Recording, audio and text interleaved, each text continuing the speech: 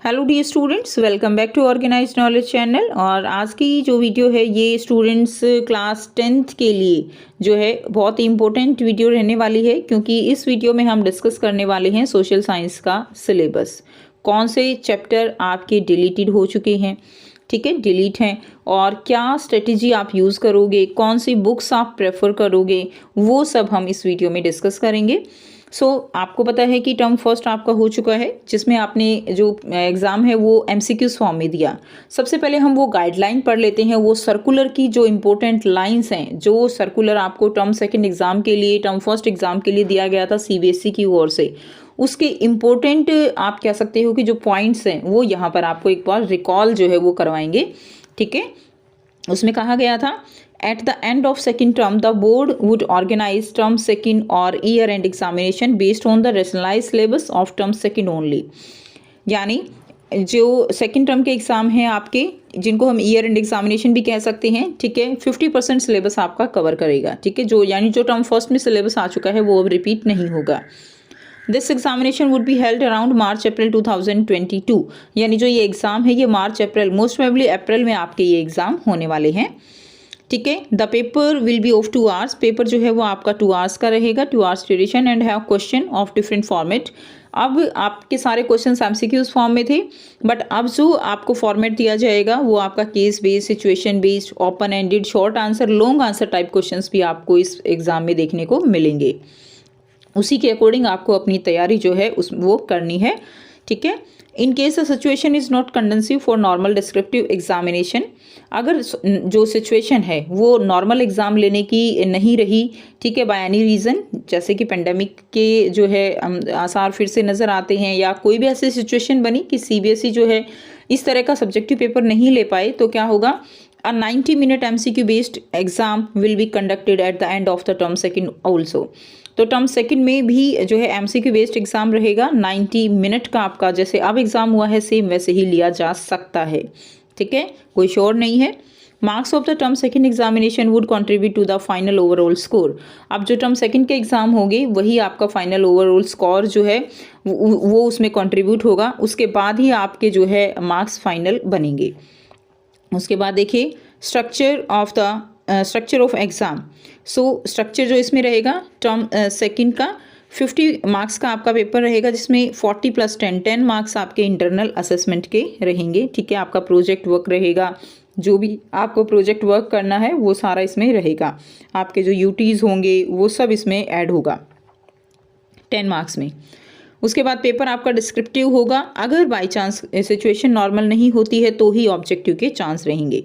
And syllabus जो reduction है वो सेम रहेगा एज प्रीवियस ईयर 2020-21 में जो आपको सिलेबस सीबीएसई के द्वारा दिया गया था, सेम वही जो है सिलेबस रहने वाला है। अब हम डिस्कस करेंगे सोशल साइंस का सिलेबस। साइंस का सिलेबस हम ऑलरेडी डिस्कस कर चुके हैं। अगर आपने उसकी वीडियो नहीं देखी है तो उसका लिंक आपको डिस्क्रिप्शन बॉक्स में मिल जाएगा, वहाँ से आप साइंस का सिलेबस भी देख सकते हो, और उसके लिए कौन सी बुक्स आपको प्रेफर करनी चाहिए जो आपके लिए बहुत हेल्पफुल रहेंगी वो आप वहाँ से देख सकते हो, ठीक है। टर्म सेकेंड रहेगा आपका हिस्ट्री, ठीक है। हिस्ट्री में देखिए सेकंड चैप्टर है आपका नेशनलिज्म इन इंडिया। तो ये जो चैप्टर है बच्चों, भारत में राष्ट्रवाद, ये जो चैप्टर है ये आपका बहुत बहुत इंपॉर्टेंट है। क्यों इंपॉर्टेंट है? क्योंकि हिस्ट्री में केवल एक ही चैप्टर आपको जो है फाइनल में आना है। 25% जो सिलेबस है आपका, जो पेपर है आपका, वो यहाँ से आपको देखने को मिलेगा, ठीक है, जिसमें आपको 1915 से लेकर 1934 की जो स्टोरी है वो यहाँ पर दी गई है इंडिया की, ठीक है, जो नेशनलिज्म इन इंडिया है उसमें। अब इसके अंदर क्या रहेगा, इसके अंदर जो मैप वर्क है वो भी इंक्लूडेड रहेगा, तो मैप वर्क भी आपको इसका करना है। यानी ओवरऑल ये चैप्टर आपको बहुत बहुत अच्छे से तैयार जो है इसको करना है। कोई भी इसका कॉन्सेप्ट, कोई भी इसका जो है आपको टॉपिक इसका नहीं छोड़ के चलना है, ठीक है। तो ये आपके लिए काफ़ी इंपॉर्टेंट रहने वाला है। अब जो आपको चैप्टर 3 और चैप्टर 4 दिया गया है, ये जो चैप्टर है आपका the making of a global world, या भूमंडलीकृत विश्व का बनना, ये आपको चैप्टर जो है ऑनलाइन पीरियोडिक टेस्ट जो है देखने को मिलेगा। औद्योगिकीकरण का युग, द एज ऑफ इंडस्ट्रियलाइजेशन, ये भी आपका पीरियोडिक टेस्ट के लिए दिया गया है। ठीक है, यानी ये दोनों चैप्टर आपके फाइनल पेपर में नहीं आएंगे, ये दोनों चैप्टर आपको केवल पीरियोडिक यानी पीटीज जो आपके होंगे उसमें देखने को मिल सकते हैं।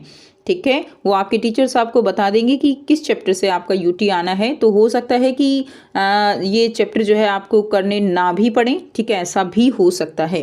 क्लियर। उसके बाद देखिए नेक्स्ट है जियोग्राफी। जियोग्राफी का जो पोर्शन है उसमें चैप्टर 5 है आपका खनिज तथा ऊर्जा संसाधन। काफ़ी easy chapter, minerals and energy resources. ठीक है, तो ये जो चैप्टर है इसकी जो थ्योरी आएगी, इस चीज़ को बहुत ध्यान से समझना है। देखिए मैंने अलग से लिख भी दिया है, इसकी जो थ्योरी है वो आपकी पीटीज के लिए है, यानी पीरियोडिक टेस्ट के लिए है, लेकिन इसका जो मैप वर्क है वो आपके बोर्ड एग्जाम के लिए है। दोनों चीज़ों में फ़र्क है बच्चों। जो थ्योरी पढ़ोगे वो पेपर में नहीं आएगी, फाइनल में केवल पीटीज में आएगी।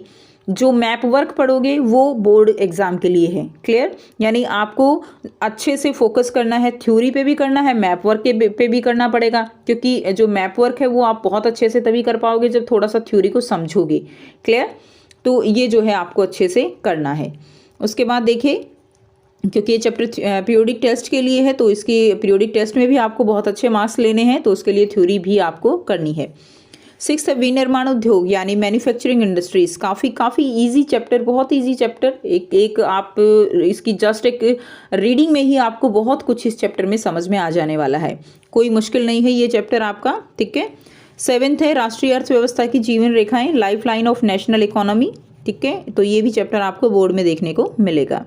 तो 3 चैप्टर आपके हो गए ज्योग्राफी से। ठीक है, जिसमें 5th चैप्टर का केवल मैप वर्क रहेगा, 6 चैप्टर कंप्लीट, 7 चैप्टर कंप्लीट। काफ़ी इजी सिलेबस है। उसके बाद अगर हम बात करें पॉलिटी की, ठीक है, राजनीतिक विज्ञान की, तो इसमें देखिए नंबर 6 जो चैप्टर है आपका राजनीतिक दल, पॉलिटिकल पार्टीज। बहुत इजी चैप्टर, बिल्कुल आपकी डेली लाइफ से जुड़ा हुआ, बहुत इजी तरीके से जो है आप इसको पढ़ सकते हो, कर सकते हो, कोई मुश्किल नहीं है। लोकतंत्र के परिणाम, आउटकम्स ऑफ डेमोक्रेसी, बहुत ही इजी। ठीक है, तो ये दोनों चैप्टर आपको देखने को मिलेंगे। उसके बाद नेक्स्ट देखिए इकोनॉमिक्स है अर्थव्यवस्था। अर्थव्यवस्था में आपको चैप्टर 3 जो है मुद्रा और साख, मनी एंड क्रेडिट, ये चैप्टर मिलेगा। उसके बाद नंबर 4 आपका है वैश्वीकरण और भारतीय अर्थव्यवस्था, ये चैप्टर आपको मिलेगा। ठीक है, ग्लोबलाइजेशन एंड इंडियन इकोनॉमी, ये भी आपको फाइनल में देखने को मिलेगा। 5th जो चैप्टर है आपका उपभोक्ता अधिकार, ये जो चैप्टर है कंज्यूमर राइट्स, केवल पर प्रोजेक्ट वर्क के लिए है, यानी फाइनल पेपर में ये चैप्टर आपको देखने को नहीं मिलेगा। ठीक है, केवल प्रोजेक्ट वर्क के लिए है, जिसके लिए आपको इसके ऊपर प्रोजेक्ट जो है वो बनाना होगा। तो ये 2 चैप्टर आपको इकोनॉमिक्स पोर्शन से देखने को मिलेंगे। उसके बाद अगर हम बात करें डिलीटेड चैप्टर्स की, तो डिलीटेड में हिस्ट्री में चैप्टर 7 आपका print culture and modern world, ये डिलीट है। पॉलिटिकल साइंस में अगर हम बात करें तो 5th चैप्टर पॉपुलर स्ट्रगल आपका जो है ये चैप्टर डिलीट है, चैलेंजेस इन डेमोक्रेसी डिलीट है, और इकोनॉमिक्स में कंज्यूमर राइट जो है वो चैप्टर आपका डिलीट है, जो हमने अभी देखा कि केवल प्रोजेक्ट वर्क के लिए है। क्लियर, तो ये आपको करना है। अब हम बात करते हैं बुक्स की और स्ट्रेटजी की। तो बुक्स जो है वो केवल और केवल एनसीईआरटी बुक आपको प्रेफर करनी है।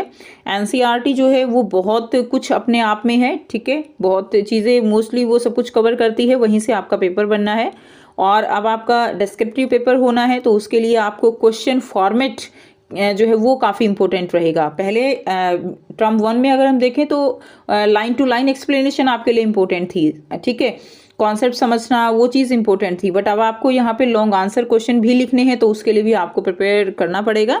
और उसके प्रिपेयर के लिए सबसे बेस्ट वे है कि आप एनसीईआरटी पढ़िए और जो प्रीवियस ईयर के क्वेश्चन पेपर हैं उनको उठाइए। ठीक है, जो आपके चैप्टर अब जो आपके टर्म 2 में चैप्टर हैं प्रीवियस ईयर में, तो आपको जो है कंप्लीट सिलेबस के अकॉर्डिंग मिल सकता है, बट वहीं से आपको जो न्यू क्वेश्चंस मिलते हैं, ठीक है, उस चैप्टर से रिगार्डिंग वो आप ज़रूर कीजिएगा। ठीक है, जो भी क्वेश्चन जहाँ से भी मिले आपको प्रीवियस ईयर के, वो क्वेश्चन का फॉर्मेट आपके लिए काफ़ी इंपॉर्टेंट हो जाता है आपकी प्रिपरेशन के लिए।